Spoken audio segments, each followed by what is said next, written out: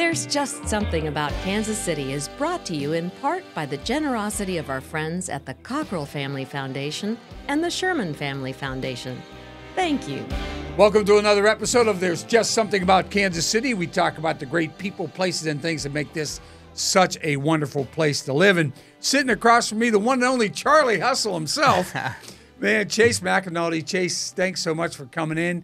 You have a great story to tell, but the first thing I'm going to say is congratulations. Thank you. On the new baby. Yes. Okay, Covington. You call him Covey, right? Baby Covey, yep. Right? You had to keep going till you got the boy, didn't you? Yeah. You had to do it, Absolutely. didn't you? Absolutely. You know, actually, I was pretty pumped on the girl dad thing. So, Oh, yeah. So now I'm trying to figure it out. I'm like, so what do we do? But Listen, good luck. either way, yeah. Okay, just good luck. And you have Olivia and Poppy. That's right. And I know, and your wife Holly, of course. God bless her. Yes. So that's really a cool deal. So you've got to be really excited. No sleep, but you still have to be pretty excited. I'm excited. We're having fun, just figuring it out. Either they're sick or crying or screaming Or both or all. There's a lot of beauty in it. Yeah. I think, just becoming a man, I guess. Yeah, right. You haven't quite crossed the threshold of Right. manhood, which is about 40. Yeah. Okay, it's the old Peter Pan syndrome. That's okay? right. We never want to grow up. Oh man, I'm learning. Yeah, So. yeah, you are. Let's talk about this ascension here. We'll call it. It's funny because when I read back and I was doing the research on you, basically you did this in your mother's basement. Yes. Yeah. Which we always say, get out of your mother's basement, will you? You guys get out and get a real job. You actually went back home and went back into mom's basement, and here you are with Charlie Hustle. But it goes way back to your childhood about collecting things and seeing that old really isn't old. Old becomes vintage, and vintage becomes valuable and important. I mean, it started at a young age for you, didn't it? Absolutely. I think vintage made fresh has kind of become, I guess, my motto, but we use it for the business. And I was a collector of all things, whether it was trading cards or who knows, old newspaper articles. Yeah. And I just love sports. But I started collecting at high school, like vintage T-shirts, 81 Rolling Stones, 85 Royals, whatever it was. Yeah. The beauty in that was just they all told a story. And it was simple graphics, but cool. It was like somebody had been there. Somebody had worn that T-shirt. Yes. So there was something about that. But Charlie Hustle was certainly it was that entrepreneurial in the garage, in the basement story that you hear. And I had my parents' basement just stuffed with old vintage T-shirts. I would buy them by the pound from old textile factories in Texas, and I'd go to the Goodwills and all that. I got tired of doing that because it's, you come home with 2 or 3 items after being there for 4 hours. Yes, you're like, this doesn't really make sense. But my mom was actually one of the first designers at Gear for Sports. It was called Winning Ways back in the day, and they were trying to figure out early 90s, how to put a Jayhawk on a T-shirt, or sweatshirt, whatever it was. So using the Macintosh computer, and so So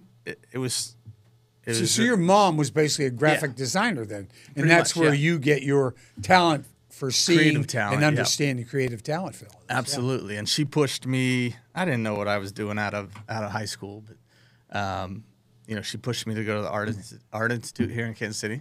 I did that for a little bit and just kind of gained a skill and took my passion in that skill and put it together. And Charlie Hustle was just a refined version of what I was doing in high school and college, and here we are. Yeah, it's been a tremendous success story. I mean, and I know there's probably steps along the way where I don't think this is going to work and all that sort of stuff. But when you were collecting in high school, way back in high school, well, what was the drive to collect? Did you just like the design on it and wonder about who wore this thing at one time, or what was it for you that sort of clicked? Were you an artist then too? Were you drawing all kinds of stuff? I was always creative, and I was always entrepreneurial. So those T-shirts, to me, it was just the simplicity of design the stories they told, and we wanted to tell stories using the T-shirt as our canvas. So that was kind of what spawned the idea for Charlie Hustle, and Charlie Hustle was just kind of a name that I could get behind. It was an alter ego. Obviously, there's a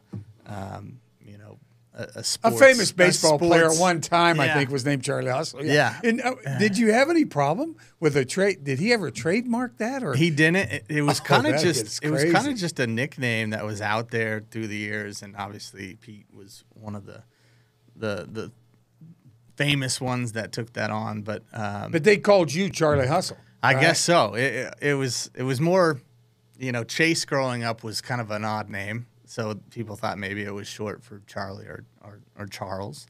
And then just the entrepreneurial hustle and that sports tie-in, vintage T-shirts. It was just something that I could get behind. And I think that's really important when starting a business is if you can't get behind it, then how are you going to build it? How's it going to flourish? Yeah. So you grew up in Overland Park, right? Yes, sir. So, and this was always a basis for you, a way to go, encouraged by your mom, of course. But I understand when you left high school, where else were you thinking about going to school? Were you thinking about going to University of Kansas? KU was always the rest of my family went to KU, so we were always Jayhawkers. Right. So the deal was you go to the Art Institute, but you moved to Lawrence so that you could experience what it was like to really go to college, right? Yeah. I mean, that was part of the reason. Okay.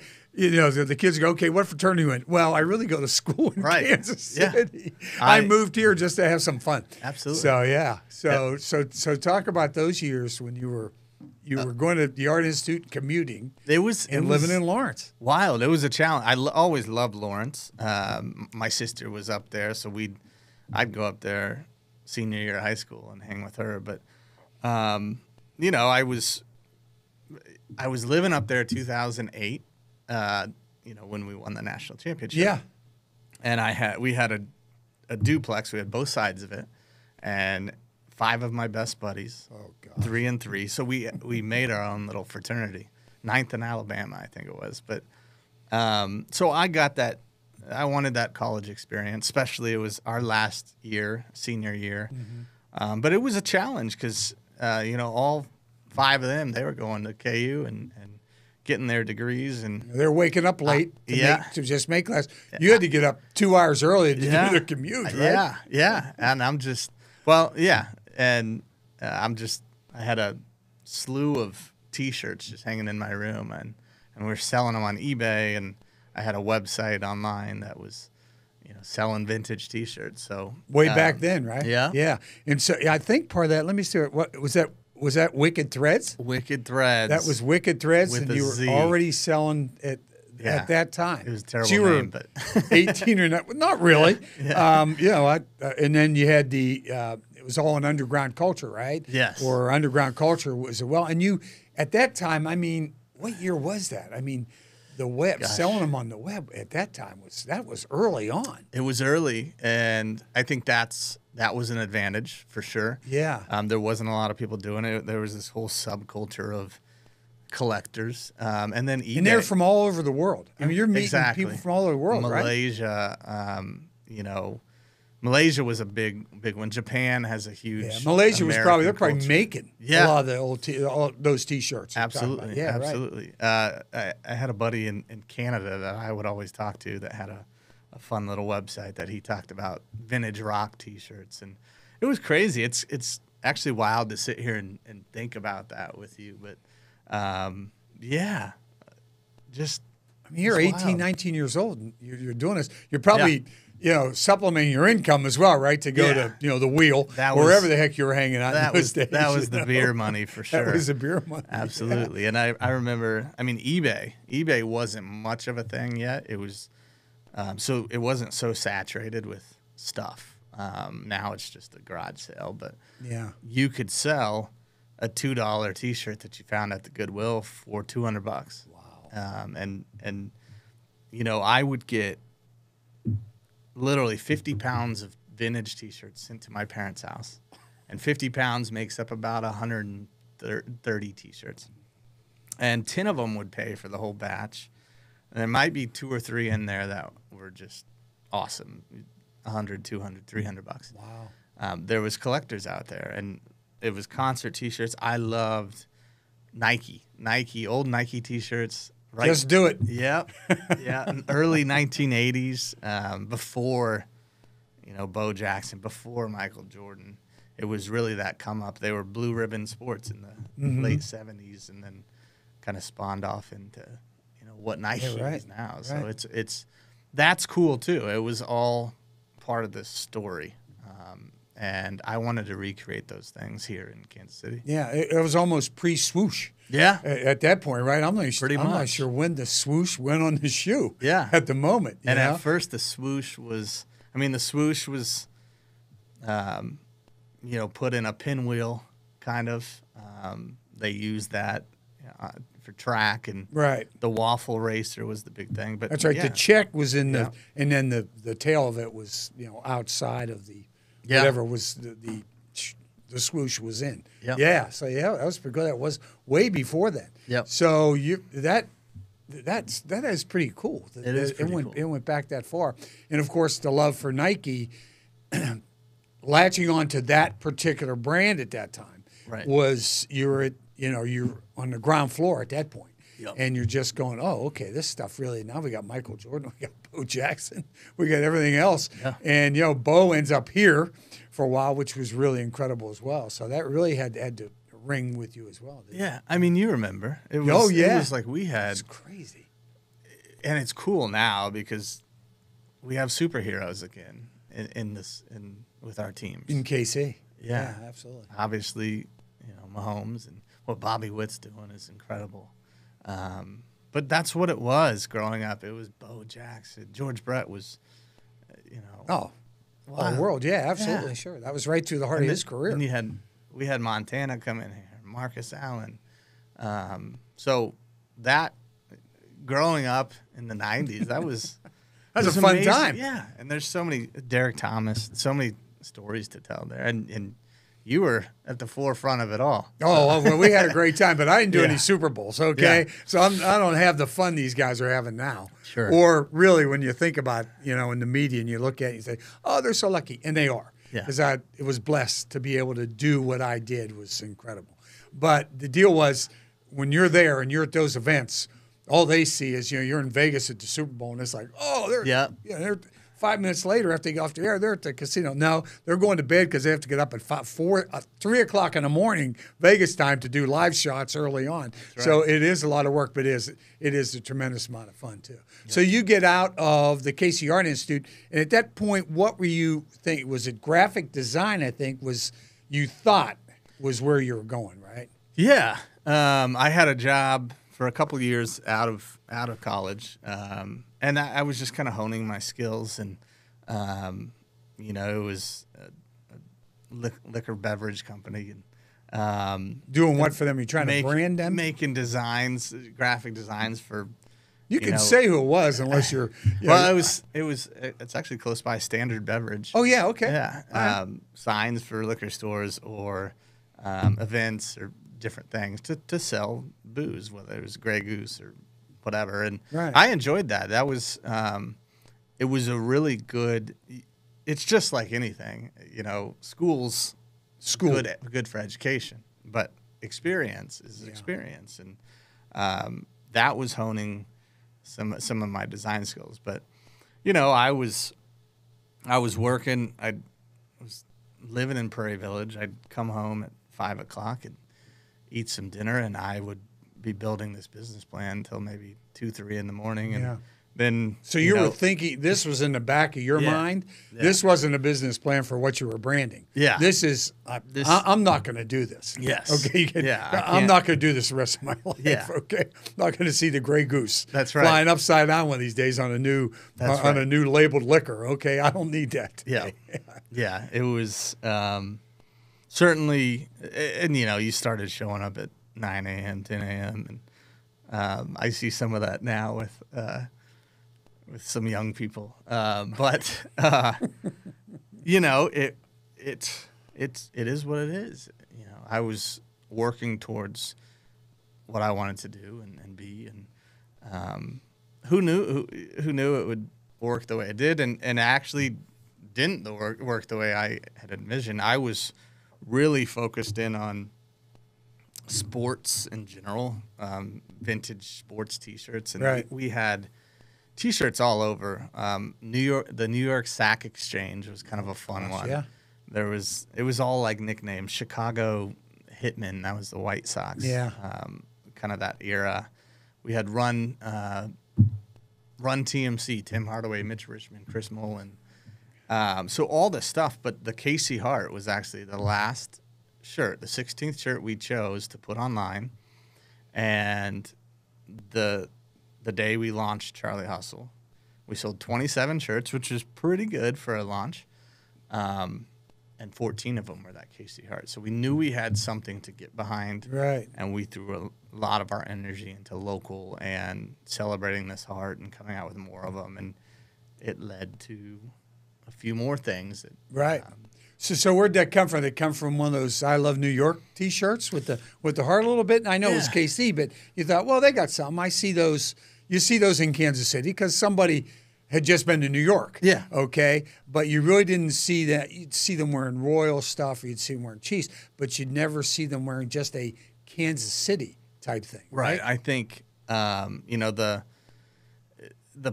patch on the Monarchs jersey was a big deal. Yes. I loved the stories of the Negro Leagues. We actually, in 2020 or 2013, we did a program on Kickstarter with Bob Kendrick. We had 8 different Negro League baseball T-shirts, and Monarchs. They are so popular. Yeah, just everywhere in the country, those things are popular. Absolutely. Yeah. So we were just kind of celebrating that and getting the word out on some other things that way, but. That was one of those fun little jump starts for us. And then 2014, you have World Series run. Right. Paul Rudd pops up on national TV. I remember sitting across from my wife at dinner. It was October 29th, and we couldn't fulfill all these orders. We had thousands of Casey Hart orders because Paul Rudd pops up on TV. And it was his lucky T-shirt. He said, I'm not taking this. That's my lucky T-shirt. Yeah, he helped. And, of course, your good friend. You have a good friend of Rob Riggle. Yeah. And he ends up on Saturday Night Live with it, right?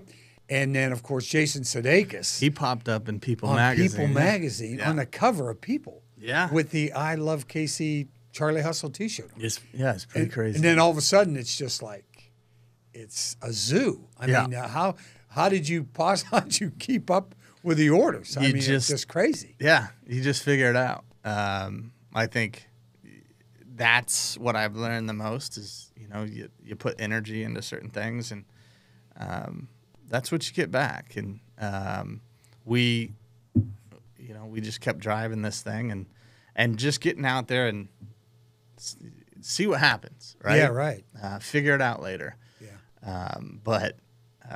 That's kind of been flying by the seat of my pants ever since. Wow, yeah, and I think one of your sayings too is do whatever it takes. Yeah, and I think staying up, working the graphic design job for a certain period of time, and then going home till 2:30 or 3 o'clock in the morning, figuring out my next step already because I know I don't want to do this. Most people just go in and go, well, this is what I chose to do, so I'm just going to sit here and do it for the rest of my life and be miserable. But you decided not to go that way. And just to talk about those guys again, about going back to Rudd and Sudeikis and the whole thing with those guys, to have those guys as friends, and then they end up with the big slick thing. Yes. And you just go, this is insanity. What's going on with all this? And all these guys I know, they're all wearing my T-shirts. Yep. This is crazy. Mm-hmm. Yeah. Yeah. Big Slick was awesome. I started this, I had a buddy at KU that kind of believed in what I was doing and threw some money early on my way, and he's still a equity partner in the business, so he's done pretty well. But, he's done pretty well. Yeah.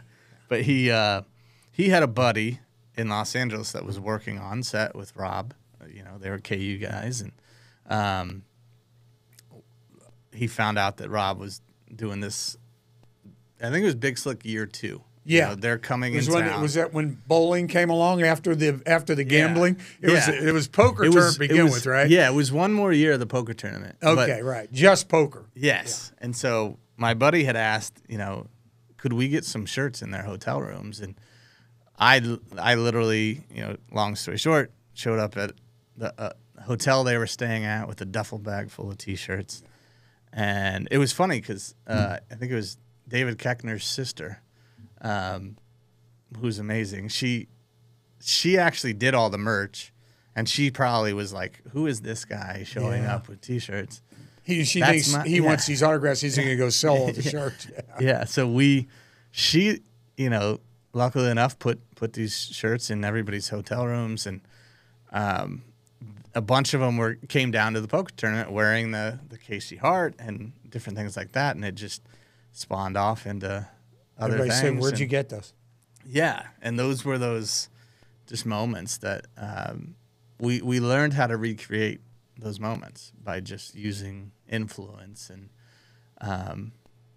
it's been a wild ride. Yeah, it has been. And it's funny because the Hart itself has a story of its own. I think back in the day, the railroads, right? The railroads had the Hart with the the old railroad industry. They had a Casey Hart pin that they gave to all their conductors, and everybody walked through, and everybody who was working the railroads at those times, baggage handlers, everybody had Hart running through Union Station and the whole deal. And then after that, the Plaza.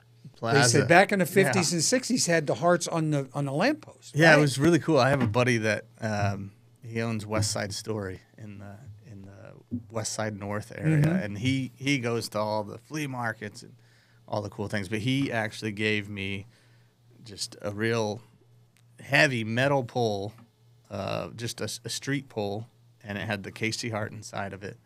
And that was, when the Plaza first started, 1955 or something like that. And so all these moments of that Casey Hart, I've learned a ton from it.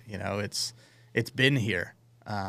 It's heart of America. Right. It's really the values that we all share, and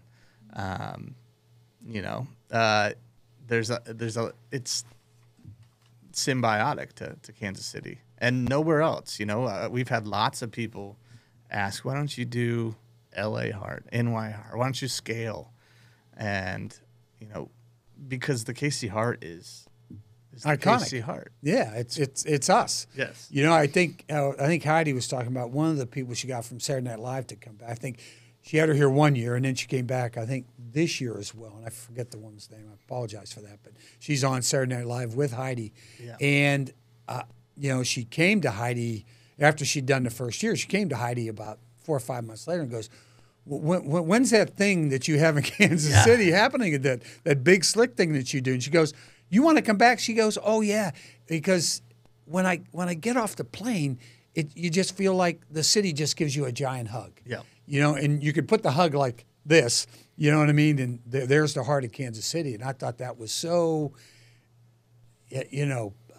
emblematic of what this city stands for. You know what I mean? So I agree. Yeah, it's really amazing stuff. So you get going with this Hart, and you have all these guys wearing it. Jason Sudeikis on People. Paul Rudd, of course, on TV with his lucky shirt. And Rob Riggle, of course, as well. Then you really get involved with Big Slick at the same time. And this is where not only your entrepreneurship comes through, but this is where your philanthropy comes through as well. Yes. Yeah, I think that's, I talked about my mom a little bit. She passed away in 2014, had ovarian cancer, battled it 13 years. God bless beat her. It twice. Yeah. You almost took it for granted. She was just beating She was going to keep going. Yeah, exactly. But at some point, it just kind of, deteriorated the body. Deteriorate. Let's try it. It's all right. No. But that was a big moment in time, because 2014, that was the same year that everything started to kickstart for you. Yes, absolutely. And so we were growing and grieving, and I've actually, really hadn't fully grieved until a long time after, and that was a big learning for me. But what was the question? We were talking about your philanthropy, but yes, but also your mom. That's the big piece. But your mom's resilience as well. Yes. I mean, that was part of your makeup. obviously you were very resilient early. Everything didn't go right, I'm sure, right off the bat until something happened happened in 2014. Yeah. Which is the same time that your mom passed. And and that was probably, blessed you with passing it down. Yeah. Yes. And she always instilled that, community piece. And we made it a big part of our brand. There's a book Simon Sinek has, Start With Why. And he talks about, everybody's got a mission, right? But what's the purpose? Why are you doing what you're doing? And a while back, I had a really well-known designer say, I think what it is about Charlie Hustle is it evokes happiness. And I took that and I said, that's our purpose. It evokes happiness. And so we had to figure out what does that mean? And we I turned it into the 3 C's. What does it mean for your company culture? What does it mean for your customer? And ultimately, what does it mean for your community? Right. So the community aspect became really important. And I think, we kept building on this thing, and we had this whole Comuni-TEES program, and we've raised nearly $2 million. Yeah. Over 10 years' time for different entities, but within the community. And right. I think that's probably something that I'm most proud of. So, we'll see how far we can take it. No, I think I don't think you're done yet. Yeah. Okay. So, and of course, the bottom line in business is to make money, right? But then also the bottom line is to get back. Right. And I think that's so important. And you have the KC Foundation, 1KC, right? Explain that a little bit. Heart of KC. Heart of KC, right? That was just something that, hey, we could do more than just T-shirts. Out of COVID, I heard a story of a mom that had $54 to her name, 3 kids, wasn't going to be able to pay rent, was struggling to do that. And so we started this, this 1K for KC program. And I looked up, and the whole gist of the foundation was, hey, we could do more than just T-shirts. This KC Heart kind of has its own brand. How can we build on that? Right. And so we challenged businesses and friends. Can you sponsor a family? The average rent in Kansas City was $1,000 at the time a month. So we were challenging them. Let's do, 3 months over the holidays, November, December, and January, and let's try to keep as many people in their homes as possible. Right. And who knew how it would do? But it was an easy entry for companies, and we had a lot of people. We had over 400 entries of nominations for families, and you can't pick everybody, but we found some good partners to partner with that have done this kind of work before, and we ended up paying rent for 108 families. We kept 8 out of eviction and 2 out of foreclosure. Wow. And our goal was to raise $250K. We raised $360K. So it was pretty amazing. I would say so. Yeah. And you had to feel pretty good about that. And how did COVID affect you and Charlie Hustle? It was a back up against the wall situation, just like everybody else. What are we going to do?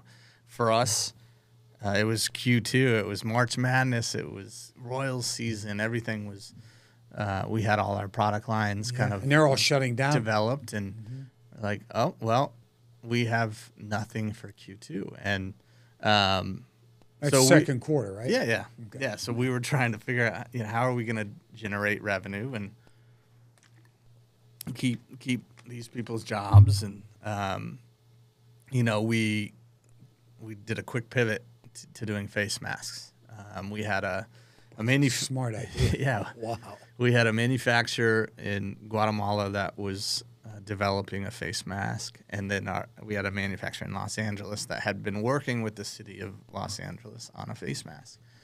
And so we ended up using a couple different prototypes, and we were quick. I think, everything shut down March 15th. That was that's right. That's when they called the NBA game at end of the third quarter or something. Rudy Gobert. Spot. Yeah, Rudy Gobert. That's exactly right.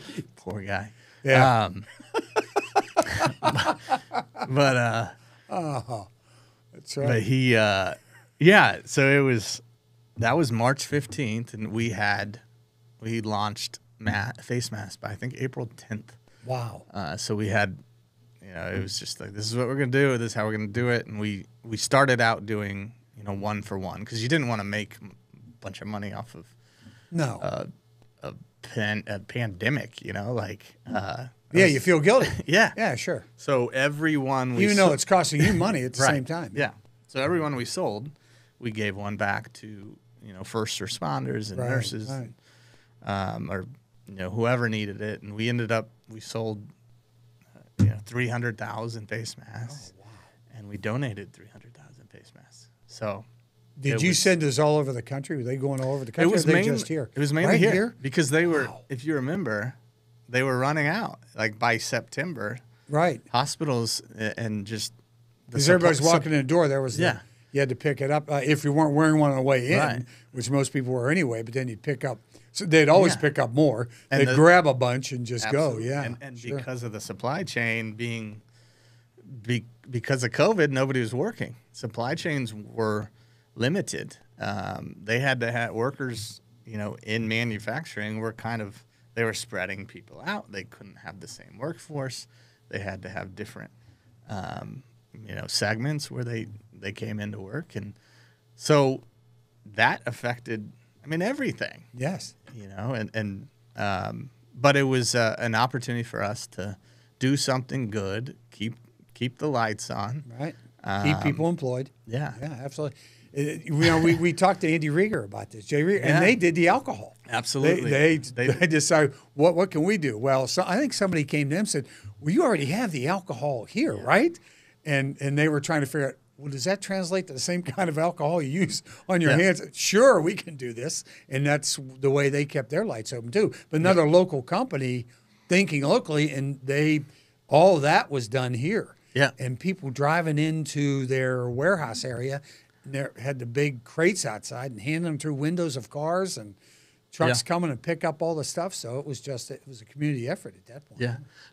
Andy's a quick thinker like that. He actually kind of helped with the face mask idea because he came to me and said, hey, can you guys make face masks? I said, we can, but they're going to be, we have sewers, but you're not going to get a lot of them. We're figuring out how to do the. We need to make them on machine of some kind in order to pump them out. And because supply chain was, the way it was, we didn't know if we were going to be able to do it. But he kind of spawned me to quickly get into action on. I think we can do this.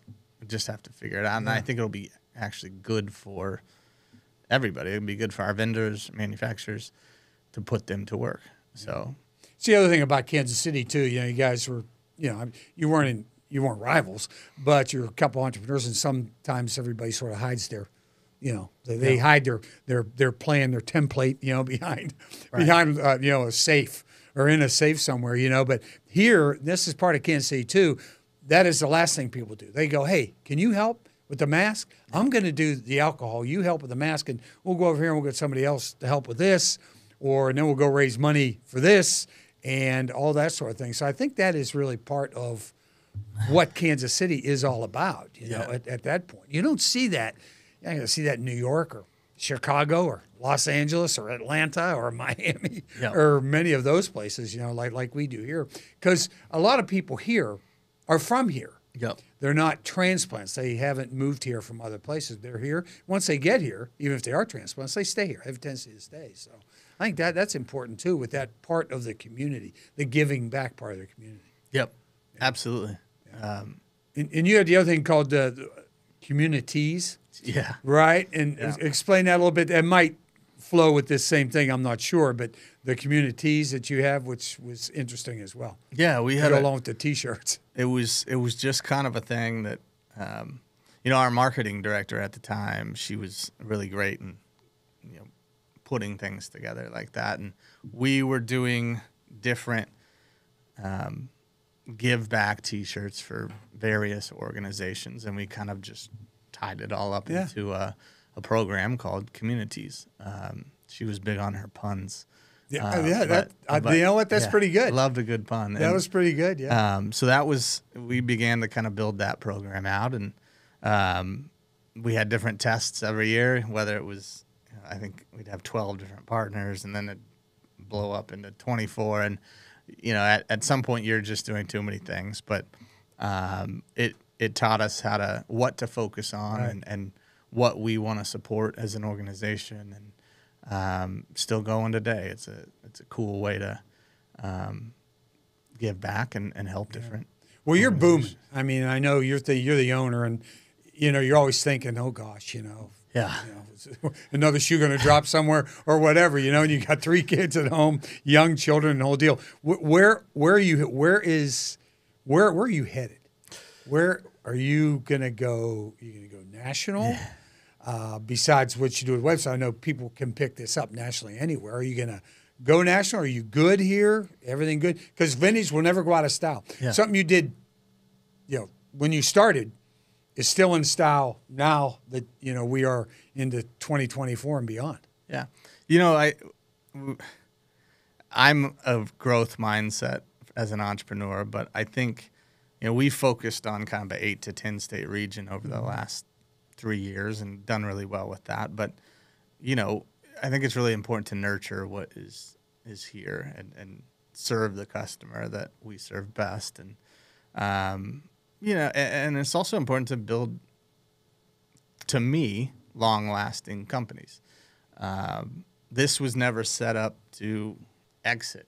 This was never set up. Right. And that's what kids are for. Right. Okay, you understand? The kids are coming. Right. That's your 2 daughters and your son. Okay, it's yours now. Okay, take and do with it as you please. And maybe and I think for a while I was, what is it? Where are we going? Is this, as a young father, you're trying to figure out, well, can you take some chips off the table, or what is it? But I think what I've learned is that, hey, this thing can keep going, and it could be just what it is for a long time, and make a lot of people happy, and set it up to where maybe I can go build other things. But I think building a long-lasting company and a legacy is what I've found important, and it's a whole different challenge, because you've got great employees that you have over the years, and there's times where you gotta cut back and add more and eliminate something, and add something else on. Yeah, and exactly. It's hard. What about? Do you have licensing issue with KU, MU, and K-State? Was there any? Did you have to jump through hoops for that? Are you still trying to massage that? Well, where is that? Because that's part of the legacy around here too. Everybody's a Chiefs fan. Everybody's a Royals fan. But when it comes to those 3 colleges, okay, not everybody's on the same page. Okay. Yeah. I mean, that's actually a blast. I love the college business. I always have. Obviously, Gear for Sports was an inspiration to me in that, because I remember going to the warehouse sales when I was the missed size deals. Yeah, I remember they had that. Where was that? Over at the old Overland Park Convention Center, I think. Right, the old one. It was actually where was it? It was over behind, just here in Lenexa. Right. That's right. They'd have an overstock sale, or there was a word. It was, it was like crooked, or there's something it missed sizes. The whole thing. Yeah, it's crazy. Yeah, and really, and we do that today. We have our warehouse sale, but it's a great way to offload, overstock and things, really mistakes you made. But I loved that, and they become vintage, and the mistakes you made, all of a sudden they're cool. They're at the top of the listing. Yeah, they're like trendy. Well, this is kind of funky and weird, and not, I think that's the beauty of vintage T-shirts, is the perfect imperfections. Anybody can make a graphic design, but really getting those unique traits and characteristics of. Yeah, I always love the ones where they make 2 sets of shirts for after the Super Bowl or after the World Series. One was for one team to become champion. The other was just in case the other team became champion. And then all of a sudden, those T-shirts of the 49ers won last year's Super Bowl instead of the Chiefs, right? Those become very collectible, don't they? Eventually become very, very collectible, right? Yeah, absolutely. Yeah, I loved, all the old KU stuff, 88 champs, Danny and the Miracles. Yeah. But yeah, the licensing side's great.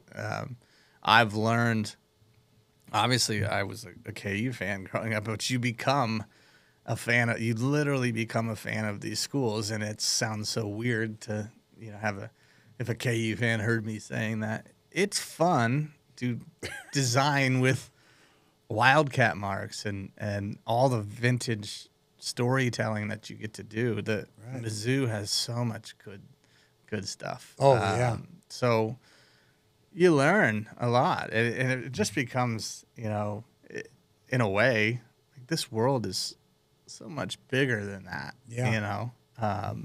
Not during basketball and football season. I'm sorry. Yeah. Maybe during the summer, but not during those. But you think about it, like those 3 schools, we're all connected. We're all connected today. Sure we are. Yeah. Kansas City Chiefs, So and that's the beauty of sports. Yeah. One day you take off your shirt and it's next day you're on the other team. Yeah. Everybody's screaming out about social media. Oh, it's just terrible, whatever. For social media for you guys is important, isn't it?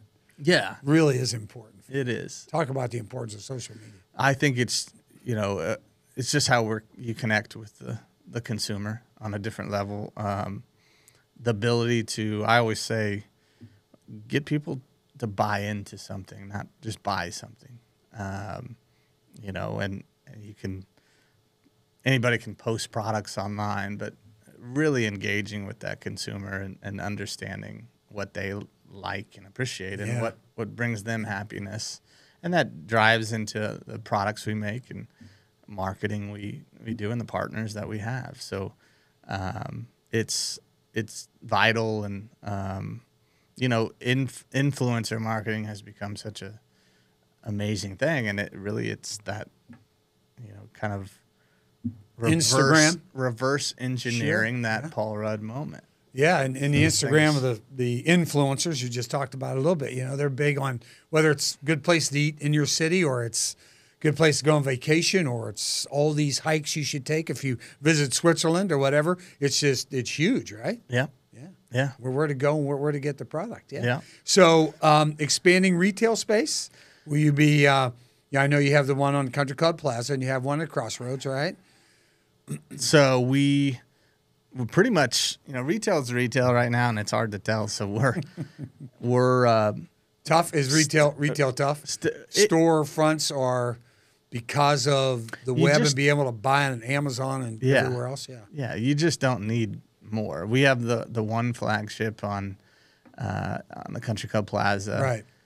That's what we're focused on, and it does what it does, and we got great people down there, and it allows for.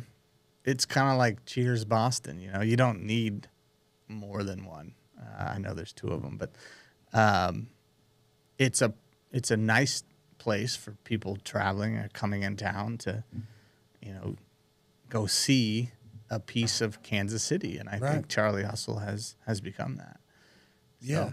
and then they can go, if they go home and say, I'd like to get those T-shirts really nice. Yeah, then they they go home and go, the wife's wearing it to bed, there's part of her bedclothes and the whole deal, because it's so comfortable, right? It doesn't feel like a normal T-shirt, but the deal is they go home and go, you've already worn that one. I think I better go to the web and I got to pick a few more of these things up. That's right. KC, yeah. It's awesome. And you also institute a 4-day work week at Charlie Hustle. Your employees must love you. So how'd that come about? Well, we should probably back up a little bit. No, skip this side of the equation. But we actually just went back to you went back to 5 days. Well, then maybe you didn't. So you reinstituted. You had a 4-day work week, and what sort of happened? Unless you don't want to talk. No, about yeah, it was great. It was a good challenge. I think for me, it was important to come out of COVID and make a change, not just get back to work. Right. And we always stress results over work. So as long as you're creating the results, then we can do it in 4 days. We can do it in 5. And if you love your job, and you'll probably work more than just if you love it, you'll work more than your 8 hour, just like you did. You'll work more than your 8 hour day. But I think when you're not there, I think it's difficult. It is. It is. And it's nobody's fault. Like, it does create some entitlement or just a culture that's not as locked into the whole picture. And that's on me. I was creating this culture that was, 4 days can be almost like, well, what else can I accept? Can I take another day off? Yeah. Yeah.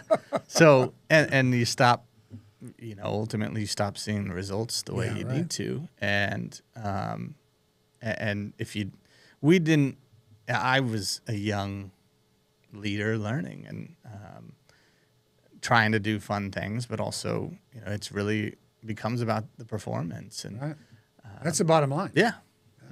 So, I understand totally. Yeah, we're a for-profit business. Yes, you are. Absolutely, you are. Yeah, right. And finally, for you, before we just get another overview, I can tell how you feel about Kansas City. It's been obvious this whole time we've been talking. But when did you know? Did you have an epiphany moment? When did you know this is going to work? Gosh, what a great question. I don't think I've ever been asked that. But I think what I have been asked is, did you ever see it happening like this? And I think anytime you start a business, I always say, like, you have to. Mm-hmm. Like, that's part of being the visionary, and you have to have an idea of where it's going to go. And when I started, I had kind of 10 goals, and I've accomplished about 9 out of 10 of those, and they were silly goals. You have to get a book like John Wooden, the Pyramid of Success there.